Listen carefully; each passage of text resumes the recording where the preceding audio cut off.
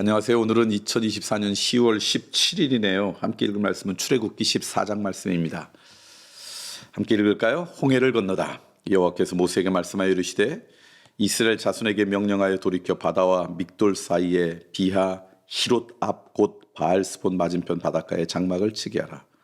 바로가 이스라엘 자손에 대하여 말하기를 그들이 그 땅에서 멀리 떠나 광야에 갇힌 바 되었다 하리라. 내가 바로의 마음을 완악하게 한즉 바로가 그들의 뒤를 따르리니 내가 그와 그의 온 군대로 말미암아 영광을 얻어 애굽 사람들이 나를 여호와인 줄 알게 하리라 하심에 무리가 그대로 행하니라. 그 백성이 도망한 사실이 애굽 왕에게 알려짐에 바로와 그의 신하들이 그 백성에 대하여 마음이 변하여 이르되 우리가 어찌 이같이 하여 이스라엘을 우리를 섬김에서 놓아 보내었는가 하고 바로가 곧 그의 병거를 갖추고 그의 백성을 데리고 갈새 선발된 병거 600대와 애굽의 모든 병거를 동원하니 지휘관들이 다 거느렸더라. 여호와께서 애굽 왕 바로의 마음을 완악하게 하셨으므로 그가 이스라엘 자손의 뒤를 따르니 이스라엘 자손이 담대히 나갔습니다. 애굽 사람들과 바로의 말들 병거들과 그 마병과 그 군대가 그들의 뒤를 따 바알스본 맞은편 비하 히롯 곁 해변 그들이 장막 친 데에 미치니라. 바로가 가까이 올 때 이스라엘 자손이 눈을 들어본즉 애굽 사람들이 자기들 뒤에 이른지라. 이스라엘 자손이 심히 두려워하여 여호와께 부르짖고 그들이 또 모세에게 이르되 애굽에 매장지가 없어서 당신이 우리를 이끌어내어 이 광야에서 죽게 하였느냐. 어찌하여 당신이 우리를 애굽에서 이끌어내어 우리에게 이같이 하느냐. 우리가 애굽에서 당신에게 이른 말이 이것이 아니냐. 이르기를 우리를 내버려 두라. 우리가 애굽 사람을 섬길 것이라 하지 아니하더냐. 애굽 사람을 섬기는 것이 광야에서 죽는 것보다 낫겠노라. 모세가 백성에게 이르되 너희는 두려워하지 말고 가만히 서서 여호와께서 오늘 너희를 위하여 행하시는 구원을 보라. 너희가 오늘 본 애굽 사람을 영원히 다시 보지 아니하리라. 여호와께서 너희를 위하여 싸우시리니 너희는 가만히 있을지어다. 여호와께서 모세에게 이르시되 너는 어찌하여 내게 부르짖느냐. 이스라엘 자손에게 명령하여 앞으로 나가게 하고 지팡이를 들고 손을 바다 위로 내밀어 그것이 갈라지게 하라.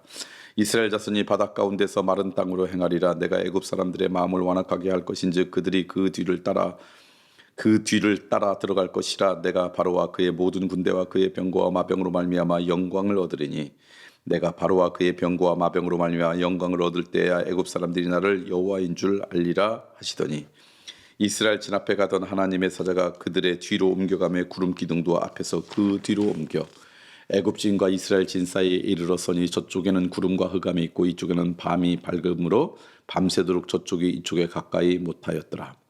모세가 바다 위로 손을 내밀매 여호와께서 큰 동풍이 밤새도록 바닷물을 물러가게 하시니 물이 갈라져 바다가 마른 땅이 된지라. 이스라엘 자손이 바다 가운데를 육지로 걸어가고 물은 그들 좌우에 벽이 되니 애굽 사람들과 바로의 말들 병거들과 그 마병들이 다 그들의 뒤를 추격하여 바다 가운데로 들어오는지라. 새벽에 여호와께서 불과 구름 기둥 가운데서 애굽 군대를 보시고 애굽 군대를 어지럽게 하시며 그들의 병거 바퀴를 벗겨서 달리기가 어렵게 하시니 애굽 사람들이 이르되 이스라엘 앞에서 우리가 도망하자. 여호와가 그들을 위하여 싸워 애굽 사람들을 치는도다. 여호와께서 모세에게 이르시되 내 손을 바다 위로 내밀어 물이 애굽 사람들과 그들의 병거들과 마병들 위에 다시 흐르게 하라 하시니 모세가 곧 손을 바다 위로 내밀매 새벽이 되어 바다의 힘이 회복된지라. 애굽 사람들이 물을 거슬러 도망하나 여호와께서 애굽 사람들을 바다 가운데 엎으시니 물이 다시 흘러 병거들과 기병들을 덮되 그들의 뒤를 따라 바다에 들어간 바로의 군대를 다 덮으니 하나도 남지 아니하였더라.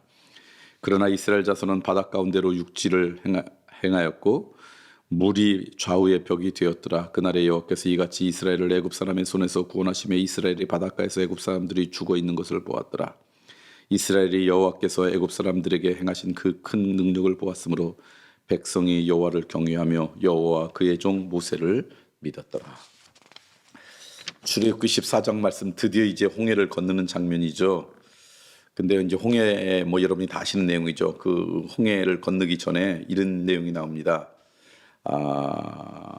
이 애굽의 바로와 애굽의 군대가 이들이 도망갔다는 걸 알고 이렇게 이제 쫓아오게 되죠. 그때 하나님께서 이렇게 이야기해요. 내가 그와 그의 군대로 말미암아 영광을 얻어 애굽 사람들이 나를 여호와인 줄 알게 하리라.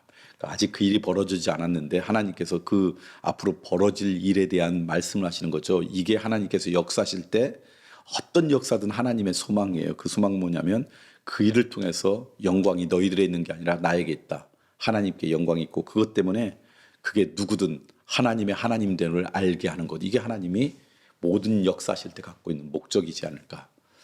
그러니까 오늘 우리들이 하나님의 자녀로 이 땅 가운데 아름답게 살아가는 것은 뭐냐면 그거예요.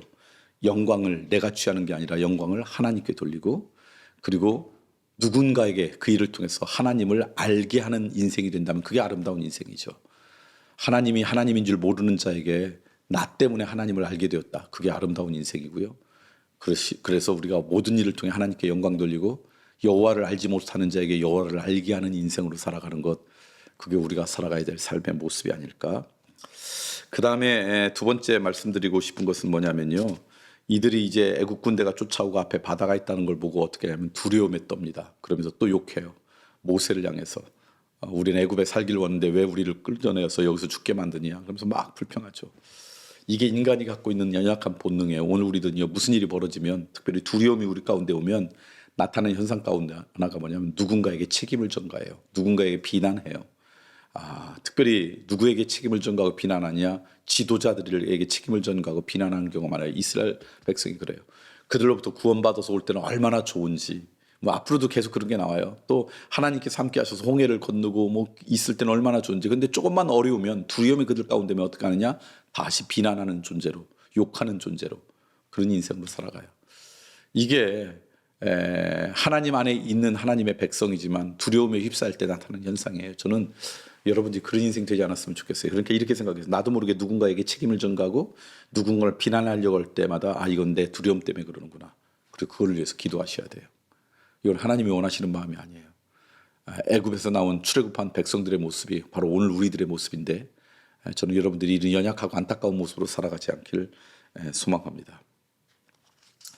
그 다음에 마지막으로 하나 더 말씀을 드리고 싶은 것은 뭐냐면, 이스라엘 사람들을 이제 추격해가지고 죽이려고 했던 그 백성들이 어느 날 앞에 보니까 이상한 일이 벌어져요. 그들은 바다를 건너가고 우리는 가려고 했더니 막 바퀴가 벗겨지고 어려운 일이 막 벌어져요. 그때 이들이 이렇게 고백합니다. 야, 도망가자. 하나님께서 저들을 위해서 싸워주시는 것 같다. 이걸 묵상하면서 이런 생각을 했어요. 만약에 하나님을 모르는 자들이 우리의 삶을 보면서 와, 저 사람은 하나님이 함께 하시는 사람 같아. 그러면 요즘 말로 게임 끝. 모든 사람이 하나님을 알게 되는 거예요. 저는 우리의 인생이 그랬으면 좋겠어요. 사람들이 우리의 인생을 보고 하나님이 저 사람과 함께 하는 것 같아 라고 깨달았으면 좋겠어요. 요즘 말로 그런 거죠. 어떤 분이 그런 얘기 하잖아요. 우리 교인 중에서 그런 간증이 있어요. 내가 하나님이 계신지 안 계신지 모르겠는데 널 보면 하나님께서 살아계신 것 같아. 그런 이야기 듣는 우리 교인들이 있잖아요. 내가 하나님은 아직 믿지는 않지만 널 보니까 하나님이 계시긴 계셔. 그런 인생 되면 얼마나 아름다울까.